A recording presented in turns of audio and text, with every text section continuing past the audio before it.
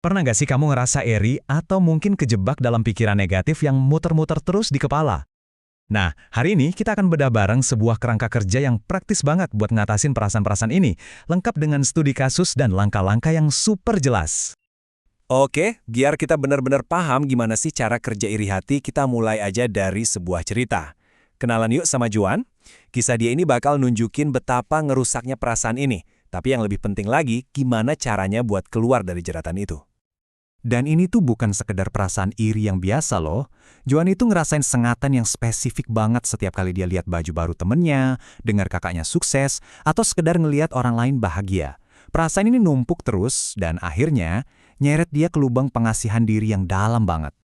Nah, kerangka kerja yang kita bedah ini sumbernya dari The Christian Counselor's Manual.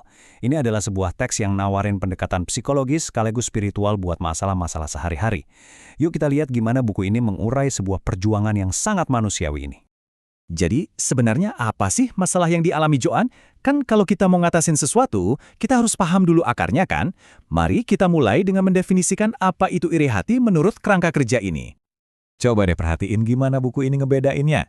Ngagumin mobil baru teman kamu, itu satu hal. Tapi pas rasa kagum itu berubah jadi harapan diam-diam supaya bannya kempes, nah disitulah kita udah ngelewatin batas, masuk ke iri hati yang rusak. Masalahnya, iri hati itu jarang datang sendirian. Dia itu kayak bola salju yang ngeglinding ke bawah, narik kita ke dalam apa yang disebut teks ini sebagai siklus merenung dan mengasihani diri sendiri. Nah, ini nih bagian yang menarik banget. Coba deh lihat, sifat-sifat negatif itu seringkali cuma versi distorsi dari sifat positif. Gigih itu bagus, tapi kalau kebablasan tanpa refleksi, jadinya keras kepala. Mikir produktif itu penting banget, tapi kalau tanpa tindakan, ya jadinya cuma merenung doang. Jadi apa bedanya? Gini, refleksi produktif itu waktu kamu mikirin pertengkaran dan berpikir, oke, lain kali aku bakal komunikasi lebih baik. Nah, kalau merenung, kamu itu muter ulang pertengkaran yang sama di kepala berkali-kali. Cuma fokus ke betapa nggak adilnya semua itu, tanpa niat buat berubah. Itu namanya pikiran yang macet. Dan jangan salah, kita nggak boleh ngeremehin kemana arah spiral ini. Menurut sumbernya, kalau dibiarin aja, merenung dan mengasihani diri sendiri itu bisa banget mengarah ke hasil yang sangat serius. Mulai dari depresi sampai, dalam kasus paling ekstrim, konsekuensi yang tragis. Tapi, ini bukan jalan buntu. Justru, buku ini ngasih peta jalan keluar yang jelas banget. Dan kita bisa lihat itu beraksi lewat terobosan yang dialami sama Joan. Kuncinya di sini apa? Pergeseran. Dari yang tadinya cuma mikirin, jadi bertindak. Transformasi Joan itu nggak terjadi di dalam kepalanya, tapi terjadi waktu dia ngambil 3 langkah nyata yang ngalihin fokusnya dari dirinya sendiri ke orang lain. Dan ini dia hasilnya yang luar biasa.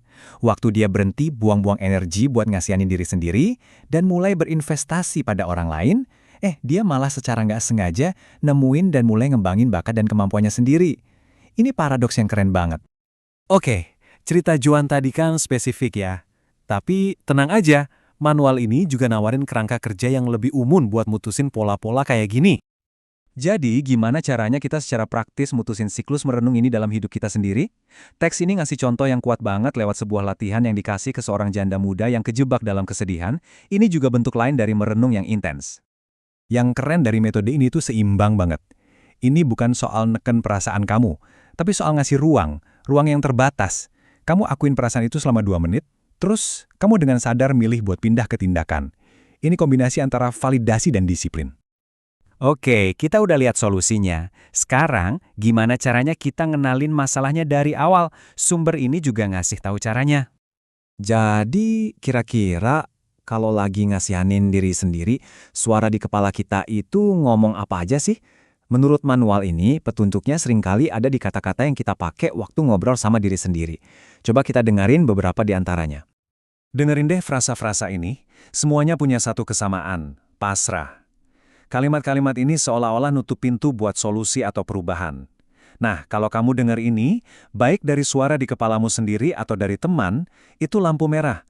Pertanda kamu lagi kejebak di perangkap mengasihani diri, bukan lagi mecahin masalah secara produktif. Manual ini bahkan ngasih daftar periksa praktis buat deteksi pola-pola ini. Coba deh lihat poin kedua, lacak waktu merenung. Kalau kamu atau orang yang kamu kenal ngehabisin waktu berjam-jam cuma duduk dan mikir, tanpa ngasilin tindakan atau solusi apapun, itu tanda yang jelas banget kalau pemikiran itu udah jadi nggak sehat. Pada akhirnya, semua ini ngerucut ke satu pertanyaan evaluasi diri yang kuat banget. Saat kamu lagi kejebak dalam satu pikiran, coba berhenti sejenak dan tanya ke diri sendiri. Apakah pemikiran ini bikin aku jadi orang yang lebih baik, lebih mampu, dan lebih semangat? Atau ini cuma nyeret aku ke bawah? Jawabannya bakal ngasih tahu semua yang perlu kamu tahu.